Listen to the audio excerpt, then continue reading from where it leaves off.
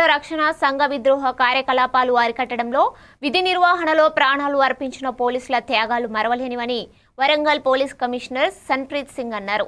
Warangal police commissioner కార్యాలయంలో police అమరవీరుల సంస్మరణ దినోత్సవ వేడుకలు ఘనంగా నిర్వహించారు.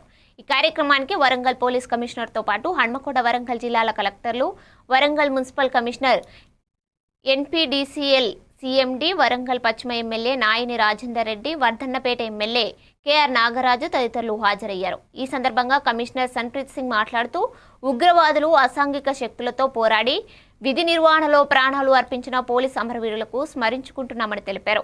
ప్రజల దేశ రక్షణలో ప్రాణం కంటే విధి గొప్పదని నిరూపించిన అమరవీరుల త్యాగాలు చిరస్మరణీయమని అన్నారు.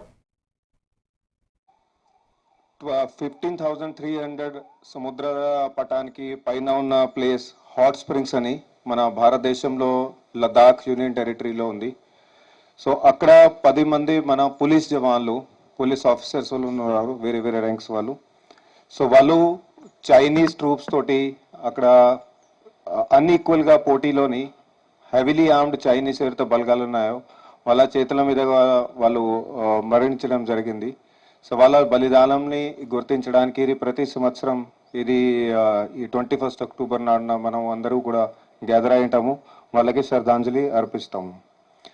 సో యాక్చువల్గా అప్పుడు ఏం జరిగింది అంటే అప్పుడు 1915 లైన్లోని మనకి చైనా తోటి ఉన్న అప్పుడు తిబ్బత్ ఏరియాలోని 2500 మైల్స్ వరకు అది ఇంటర్నేషనల్ బార్డర్ ఉంది.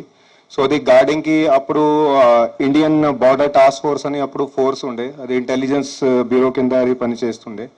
సో వాళ్ళకి అది అప్పుడు గార్డింగ్ డ్యూటీ ఉండే సిఆర్పిఎఫ్తో పాటుగా. సో ఆ గార్డింగ్ డ్యూటీ చేస్తుండగా ఆ సంవత్సరంలో 1959లో సెప్టెంబర్లో ఒక పెట్రోలింగ్ పార్టీ పోతే బార్డర్ మీద వాళ్ళని చైనీస్ వాళ్ళు కిడ్నాప్ చేశారు, పెట్రోలింగ్ పార్టీని.